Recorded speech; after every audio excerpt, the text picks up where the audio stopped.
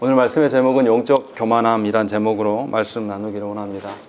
우리가 앞선 본문에서 바울은 고린도 교회가 그리스도가 아닌 사람을 중심으로 파당을 짓는 일에 대해서 언급을 했었음을 보았습니다.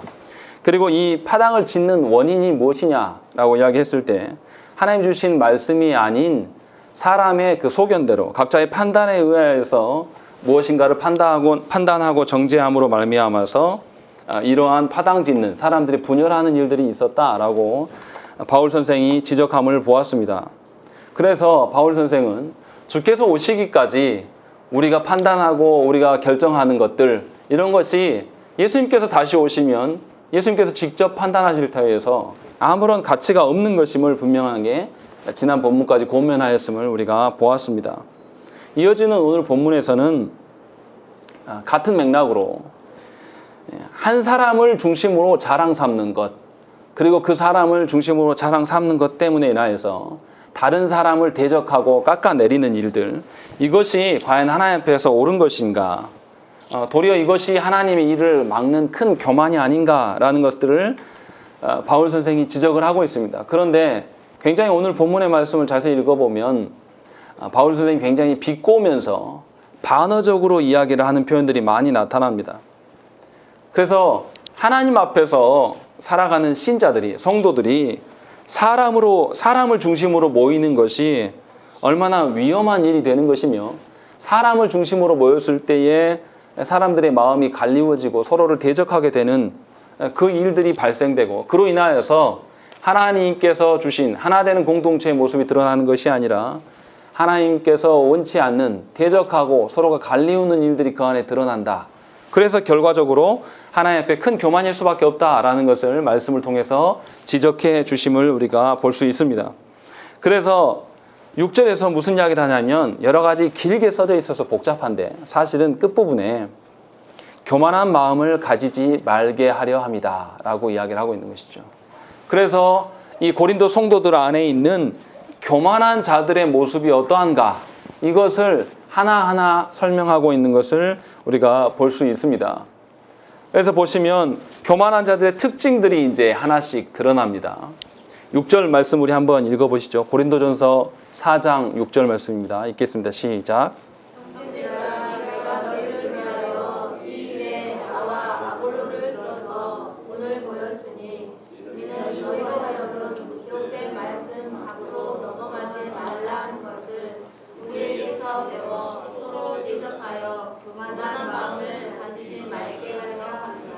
아멘. 여기 보시면 교만한 마음을 갖게 된 원인이 뭐냐면 그 앞서 있는 기록된 말씀 밖으로 넘어갔기 때문이다 라고 밝히고 있는 것입니다. 고린도 성도들이 그 하나님께 받은 은사들로, 하나님께 주신 은사들로 하나님을 드러내는 것이 아니라 하나님이 아닌 사람을 드러내면서 자랑하는 일에 열심을 냈습니다. 하지만 사도 바울 선생은 예수 그리스도를 닮아서 자신의 십자가를 지고 교회를 세우는 일에 열심을 냈습니다. 그러니까 고린도 성도들이 볼 때는 이 사도 바울 선생의 행하는 바가 별로 그렇게 멋져 보이지 않는 것이죠. 자신의 어떠함은 드러나지 않고 예수 그리스도의 어떠함만을 내세우는, 그래서 사도 바울 선생이 매우 약해 보이고 뭔가 의미 없어 보이는 그런 일들이 보여진다는 것이죠. 그래서 이 고린도 성도들이 사도 바울 선생을 비웃기 시작했습니다. 그리고 그 비웃음의 그 결과로 인하여서 사도 바울 선생이 전하는 십자가 복음까지도 훼손되는 일들이 그 안에 드러났다는 것이죠. 그래서 바울 선생은 고린도 성도들에게 말씀의 밖으로는 넘어가지 말라, 말씀의 경계 안에 머물러 있어라 라고 지금 말씀하고 있는 것이죠. 그래서 하나님께서 모든 신자들을, 피조세계의 모든 것들에게 창조하실 때에 각자의 있어야 할 것들을 하나님께서 정해 주셨습니다. 모든 피조물들이 자신이 하나님께서 정해 놓으신 그 영역 안에서 머물 때에, 하나님께서 맡겨주신 그 기능을 제대로 취할 때에 온전하게 자신의 역할을 할 수 있는 것이고, 또 그 가치가 가장 빛날 수 있음을 사도 바울 선생은 말씀을 기준으로 말씀하고 있는 것이죠. 그래서 사람이 다스리라 함도 하나님께서 정하신 영역 안에서 자신이 있어야 될 곳에 있어야 될 것들, 그런 관점으로 지금 이야기를 하고 있고, 그것에 대한 관점으로 그것에 대한 본이 된 자가 자신뿐만 아니라 아볼로까지도 본이 되었다라고 밝히고 있는 것이죠.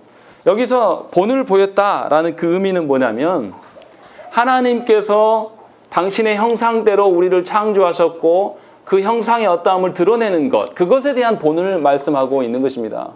사람은 하나님의 형상입니다. 그래서 누구를 드러내야 됩니까? 반드시 하나님을 드러내야 되는 것이에요.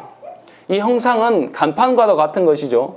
그래서 여기서 어느 지역으로 가는데, 여기서 서울을 가는데 서울 몇 킬로미터 남았습니다라고 하는 간판이 서울을 드러내야지, 간판 자기 자신을 드러내면 그 간판은 사실은 의미 없는 것이 되는 것이고, 또 간판이 자기를 드러낸다고 해도 그것이 서울일 수가 없다는 것이죠. 그런 관점에서 바울과 아볼로가 본을 보였다라는 것은 하나님의 형상으로 하나님의 어떠하심을 자기의 있는 자리에서 보이고 있다라고 말씀하고 있었다는 것이죠. 그렇기 때문에 빌립보서 3장 21절 말씀 보시면, 그는 만물을 자기에게 복종하게 하실 수 있는 자의 역사로 우리의 낮은 몸을 자기의 몸의 형체와 같이 변하게 하시리라 라고 기록하고 있는 것이죠. 이 말씀이 뭡니까? 범죄하여서 타락하여서 하나님의 형상을 잃어버린 우리들에게 예수 그리스도께서 이 형상을 회복시키시고, 이 회복된 경험으로 말미암아서 신자들이 그리스도를 닮아서 그리스도의 어떠하심을 인생에서 자신의 삶으로 드러냄으로써 예수 그리스도를 드러내는 자로서, 하나님의 형상을 드러내는 자로서 서게 된다라는 것을 말씀하고 있는 것입니다.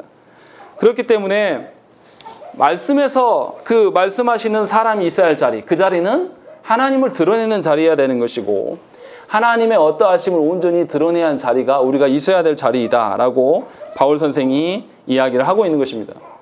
그러니까 정리하면 6절의 말씀이 굉장히 복잡한데, 정리하면 사실은 이런 거예요.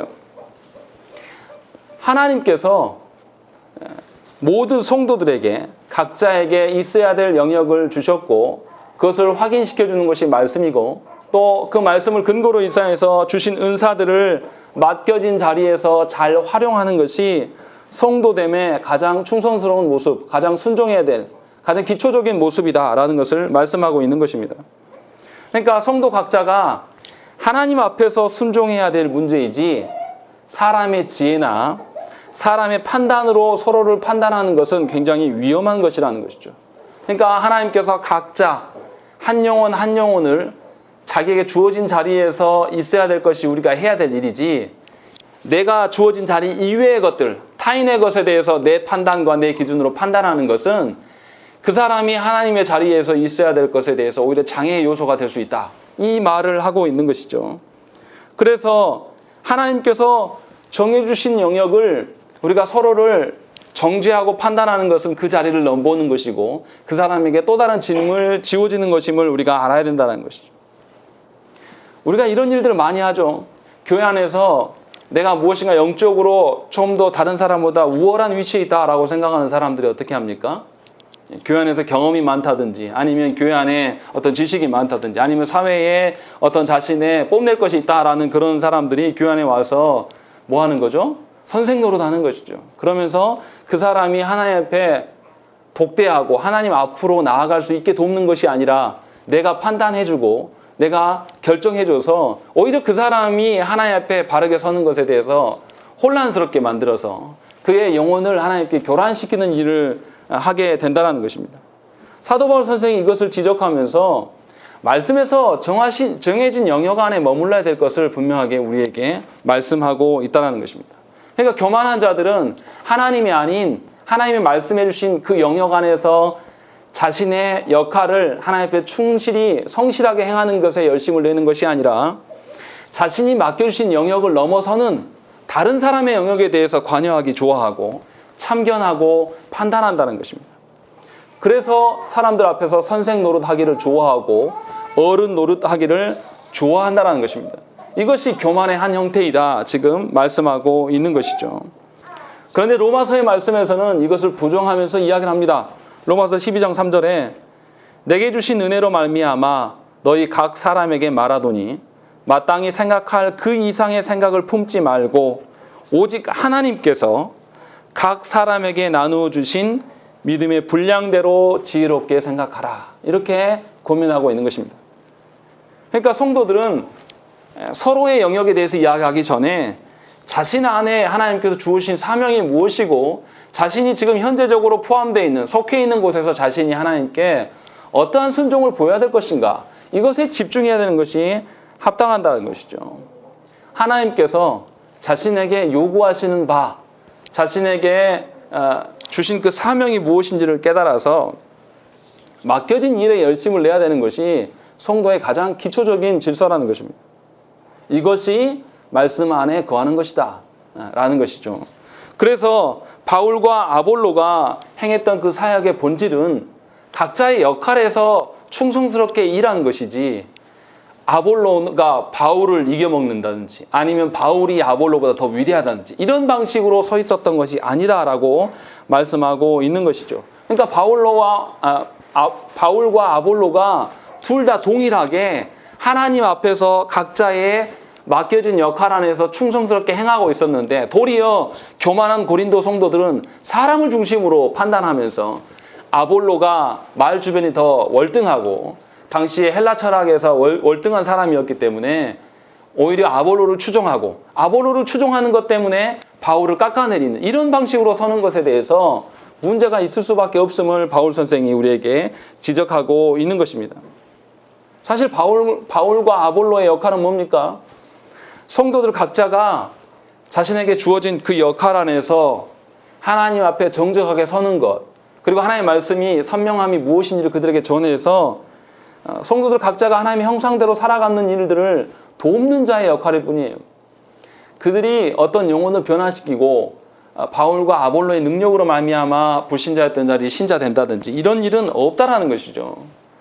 분명히 그들 역시도, 바울과 아볼로도 하나님께서 주신 영역 안에서 순종하는 겸손의 자세로서 지금 하나님의 형상을 드러내는 본을 보이고 있다. 지금 이 말씀을 하고 있는 것입니다. 그렇기 때문에 저와 여러분들이 기억하셔야 될 것이, 누구의 영혼에 대해서 염려하기 전에 우리 각자가 과연 내가 하나님의 그 주신 영역 안에서 내가 하나님의 형상을 드러내는 자로 내가 날마다 살아가고 있는가 점검하는 것, 그것을 하나님께 구하는 것, 그것이 우리의 가장 기본적인 일이 되어야 된다는 것이죠. 자기 영혼을 목양하지 않으면서, 자기 영혼의 어떠함을 하나님께 정직하게 내놓지 않으면서 타인의 어떠함을 이야기하는 것은 교만입니다. 그리고 그 교만한 것은 본인만 죽으면 괜찮은데 그 교만함으로 인하여서 어떻게 됩니까? 공동체의 누군가를 정죄하고 판단하게 돼서 공동체를 허물어뜨리는데 일조하게 된다는 것입니다. 지금 고린도 교회가 그런 모양 가운데 있다는 것이죠. 그래서 분명하게 바울 선생은 이 교만한 것들, 이 교만하게 된 배경이 말씀이 정해주신 영역을 넘어서는 것이다 라고 첫째로 이야기를 하고 있는 것이죠. 그리고 두 번째의 특징으로서, 교만한 자들의 특징으로서 7절 말씀 우리 한번 읽어보시겠습니다. 읽겠습니다. 시작.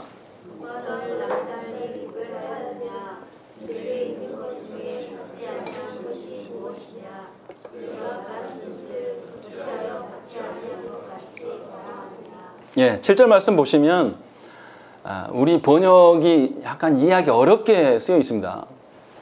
근데 쉬운 말은 이거예요. 왜 너는 너를 특별하게 여기냐? 너 특별할 거 하나도 없다. 왜 특별할 게 없냐면, 너는 네 것으로 네가 특별해진 것이 아니라 그리스도께 성령께서 너를 거룩히 하심으로 말미암아 네가 특별해진 것이다. 나 역시 그렇고 교회 안에 모든 성도들이 다 이런 방식이다. 그래서 우리 중에 자기 것으로 특별해진 자가 아무도 없다. 지금 그 이야기를 하고 있는 겁니다.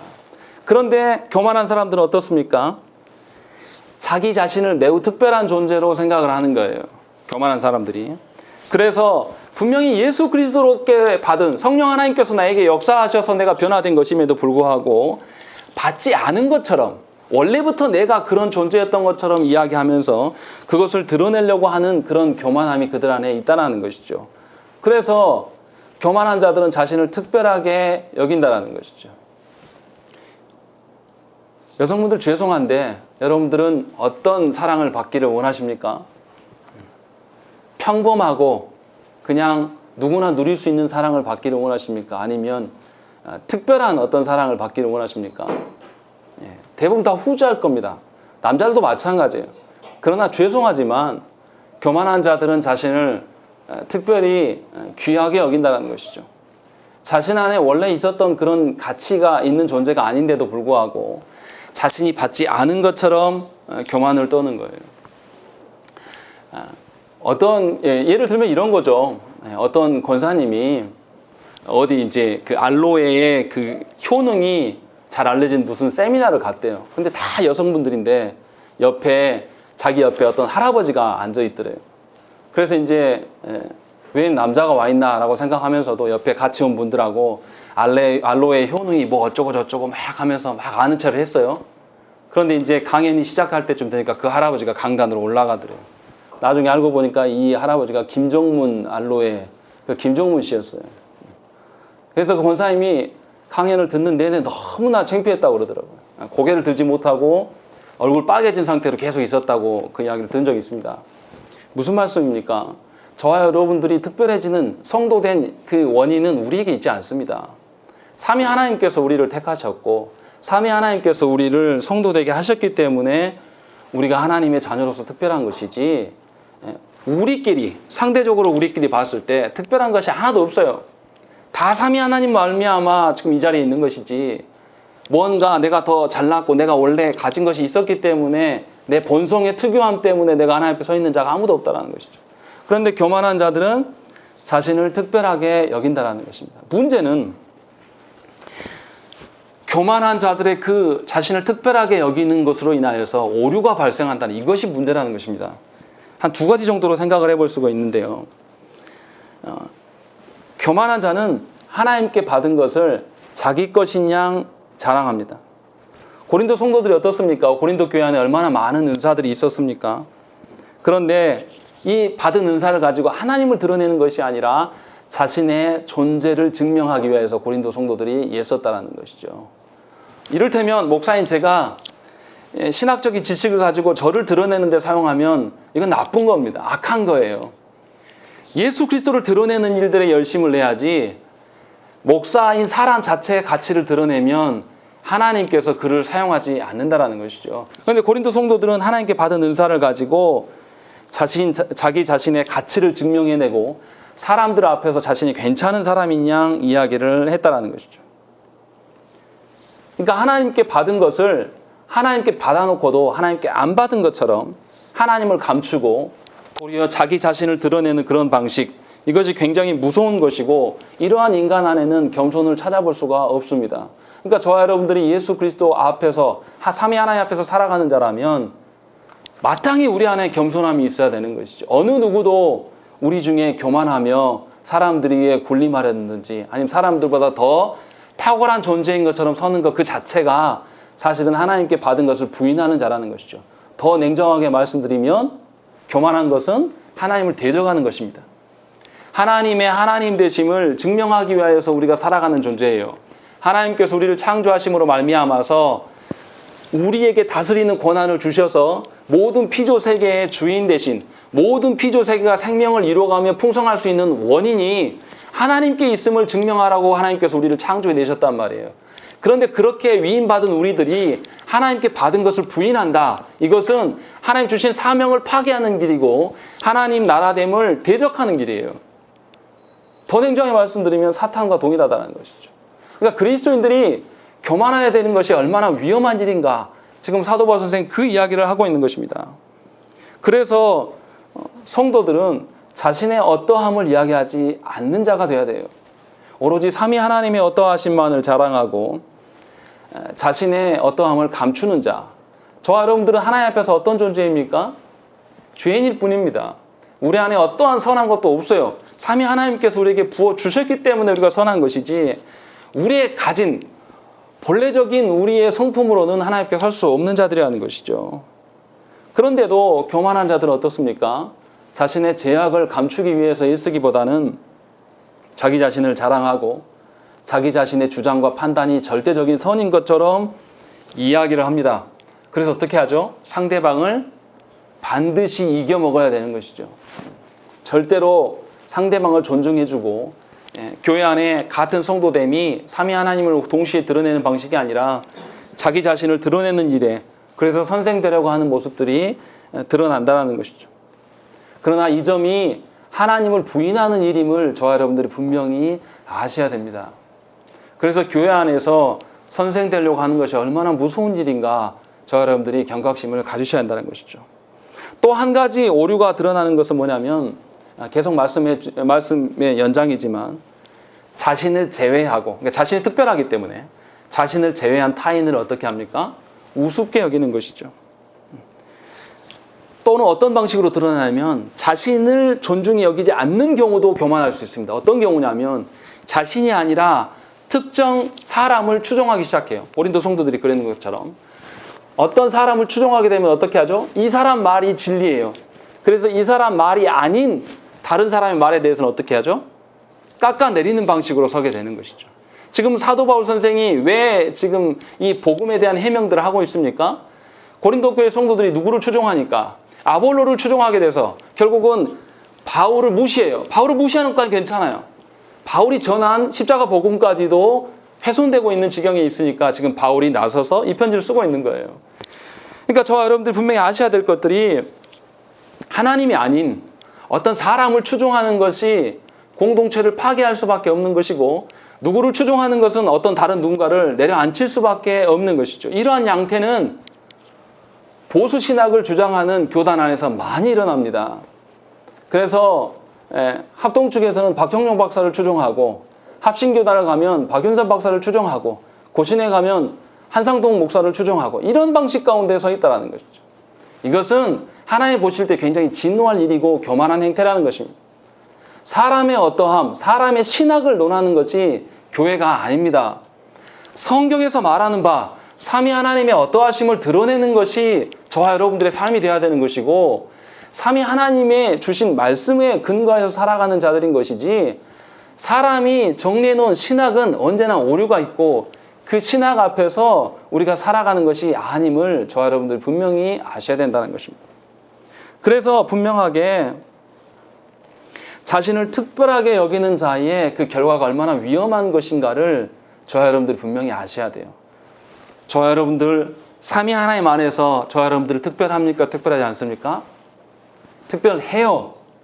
그러나 삼위 하나님 아닌 상대적으로 다른 사람에게, 교회 안에 있는 성도들의 다른 사람에 비해서 내가 더 우월하고 특별하다, 이건 아니라는 거예요. 분명히 구별하셔야 한다는 것이죠.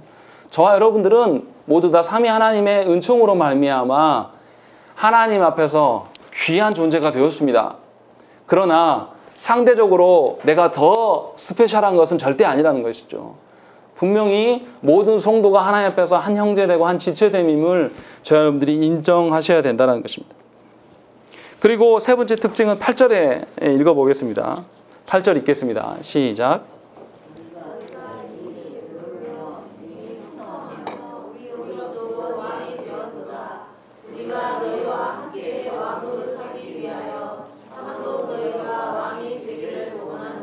예, 8절에서 왕에 대한 이야기가 나옵니다. 그런데 이미 되어버린 왕, 그리고 바울 선생이 말하는 우리가 너희와 함께 왕노릇 하기 위하여 참으로 너희가 왕이 되기를 원하는 왕, 이 두 왕은 다른 개념입니다. 똑같은 왕을 말하는 것이 아니에요. 무슨 말입니까? 하나님께서 사람을 모든 피조 세계를 다스릴 수 있는 권한을 주었어요. 이 하나님께서 주신 다스림의 의미는 뭡니까? 세상 군왕들이 갖고 있는 뭔가 사람들을 정복하고 군림하는 형태의 왕을 말하지 않습니다.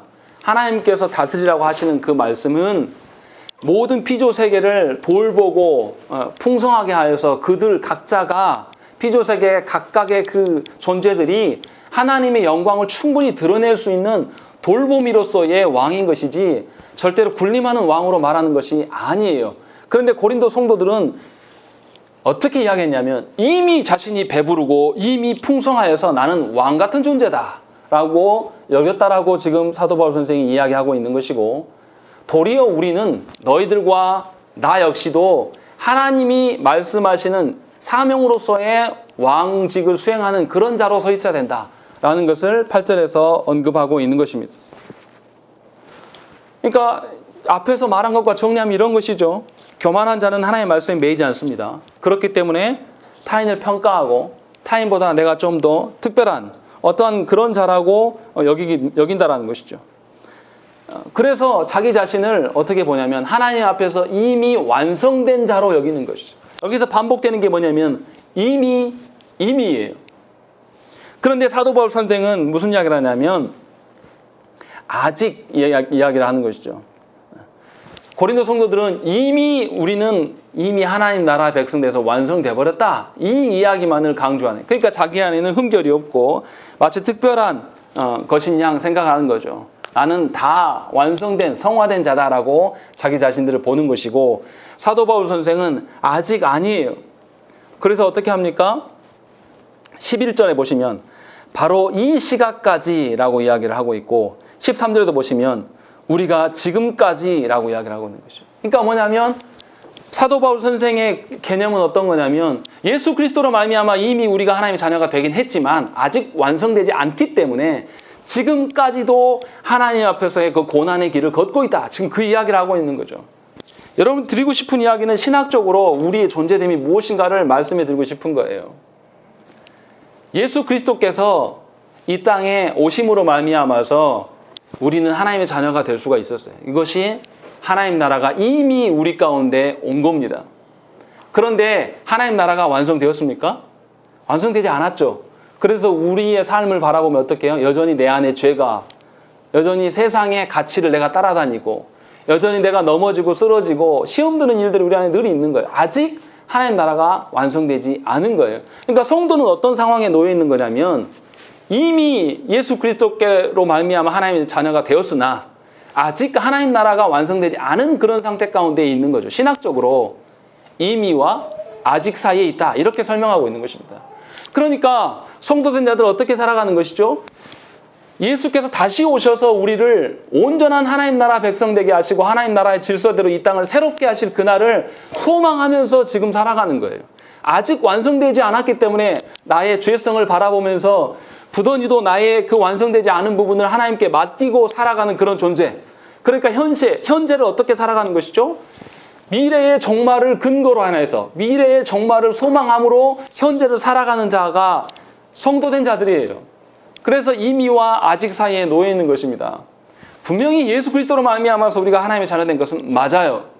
그러나 아직 미완성인 우리의 성화되지 못한 우리의 모습들이 있기 때문에 삼위 하나님을 더욱 의존할 수밖에 없는, 그래서 겸손의 모습을 온전히 하나님께 순종의 모습을 보일 수밖에 없는 것이 성도의 상태라는 것입니다.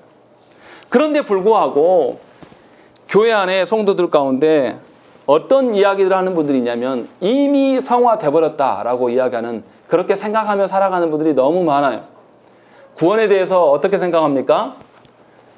이미 시작되었으나 아직 완성되지 않았기 때문에 더 하나님을 조심스럽게 살아가는, 구원을 이뤄가는 방식으로 보는 것이 아니라 티켓을 따놓은 것처럼 내가 예수 그리스도로 말미암아 하나님 나라 백성이 되었기 때문에 이제 나는 더 이상 자유해도 된다 라고 하면서 하나님 주신 인생의 시간들을 방종으로 채워가는 그런 방식으로 살아가는 분들이 교회 안에 너무나 많다는 거예요. 그러니까 처음 예수님을 만난 사건은 엄청 강조해요. 그러나 마지막 완성되실 완성시키실 예수님의 재림에 대한 소망은 우리 가운데 없는 것이죠.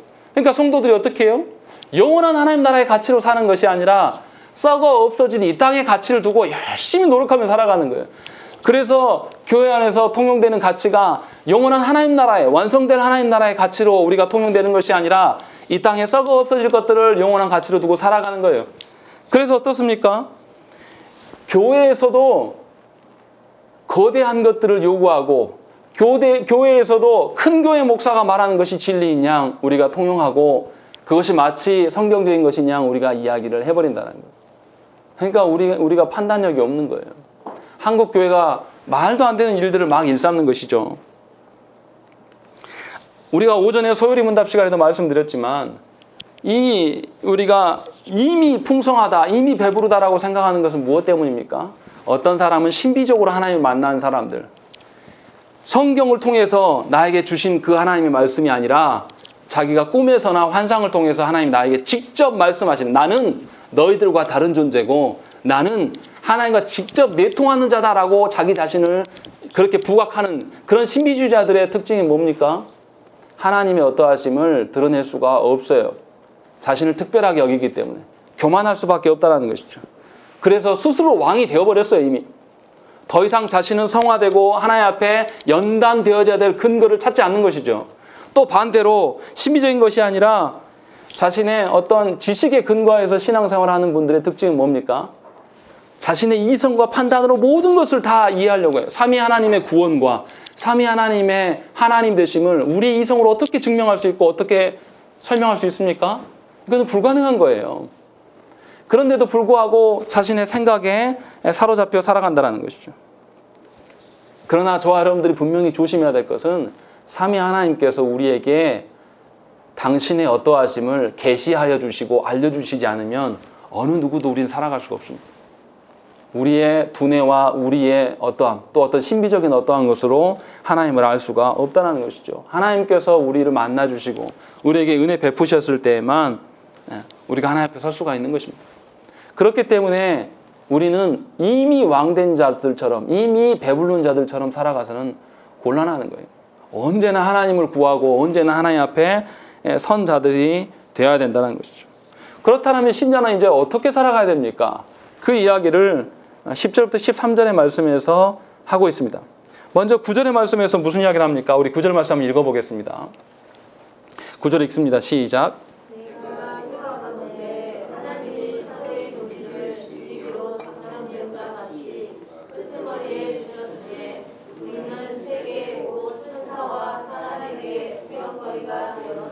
예, 사도 바울 선생은 갑자기 사도된 자신들을 하나님께서 구경거리가 되게 하셨다. 이 구경거리가 되게 하셨다는 것은 뭐냐면 우리가 원형 경기장을 생각해야 돼요. 원형 경기장에서 뭐 합니까? 검투사들끼리 이렇게 싸우는 뭐 이런 것도 있지만 사도 바울 선생이 지금 말하는 것은 뭐냐면 죽이기로 작정된 자같이 끄트머리에 두셨다. 이 말하면 원형 경기장에서 이 검투사들끼리 싸우는 것보다 사람들이 가장 희열을 카타르시스를 느끼는 건 언제냐면 이 힘없는 어차피 죽일 것들 처형할 자들을 내놔서 짐승하게 먹히는 장면이 가장 최고조의 장면이라고 그래요. 그래서 가장 끝부분에 이걸 보인답니다. 그러면 그거 원형 경기장에 보고 있는 사람들이 환호하는 거죠. 그런데 여기서 하나님이 왜 이런 방식을 쓰느냐? 이 지금 아무 힘도 없어서 죽기로 이미 작정됐고 경기가 이미 시작됐어요. 이제 나는 죽을 자란 말이에요.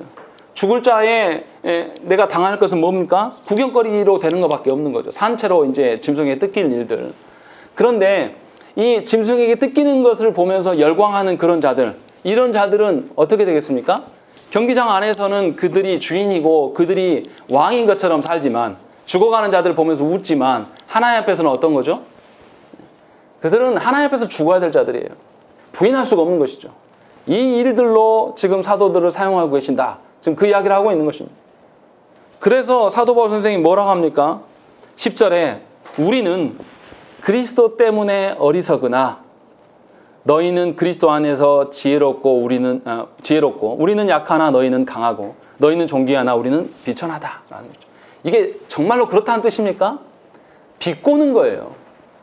너희 스스로 너희는 지혜롭고 강하고 존귀하다라고 생각할지 모르고 우리를 바라보면서 우리는 어리석고 약하고 비천하게 보일지 모른다. 과연 그럴까? 지금 그 이야기를 하고 있는 것입니다. 정말로 하나님께서도 동일한 방식으로 지금 말하고 있는 것이냐?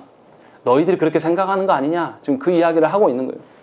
그러면서 11절부터 13절 말씀에 사도 바울이 어떻게 살아왔는지를 이야기합니다. 뭐라 합니까?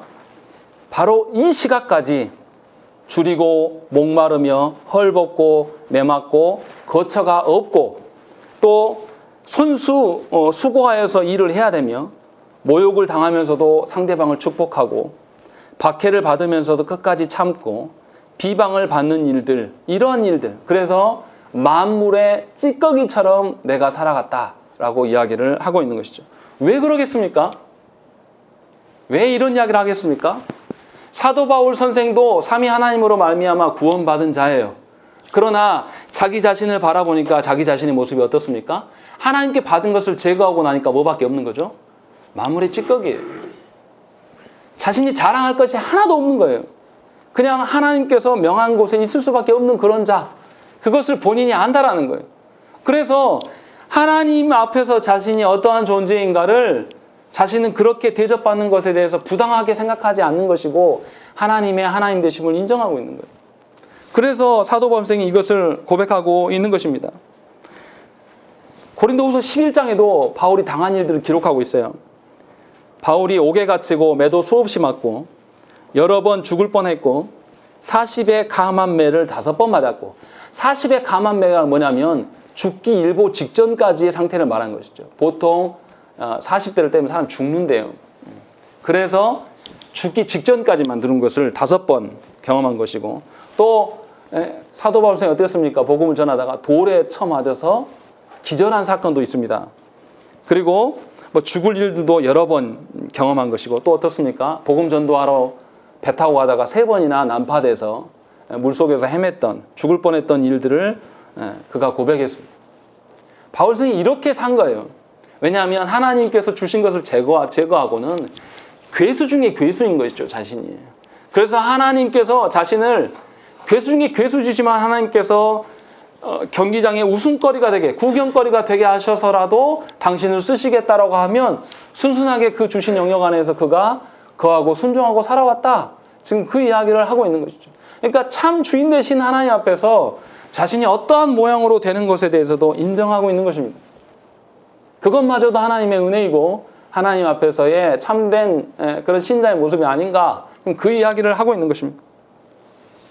같은 맥락으로 스펄전 목사님이 뭐라고 하셨냐면, 징계는 하나님께서 내려주시는 선물 중에 가장 값비싼 선물이다, 이렇게 고백하는 것입니다. 우리 중에 누군가 하나님의 징계를 받으면 그 징계 받음으로 인하여서 다른 사람들이 하나님을 보게 됩니다. 이런 방식으로라도 하나님의 도구가 되기를 소망했다는 것이죠. 그러니까 저와 여러분들이 신자된 자라면 하나님의 그 은총을, 하나님의 긍휼을 거두고 나면 우리도 마땅히 심판받아야 될 자임을 우리가 인정하고 고백해야 됩니다. 그래서 하나님 앞에 겸손히 설 수밖에 없는 거예요. 우리 중에 무엇을 우리가 자랑할 수 있겠습니까? 우리 중에 우리의 어떠함을 가지고 하나님 앞에 떳떳하게 설 수 있는 자가 누가 있겠습니까?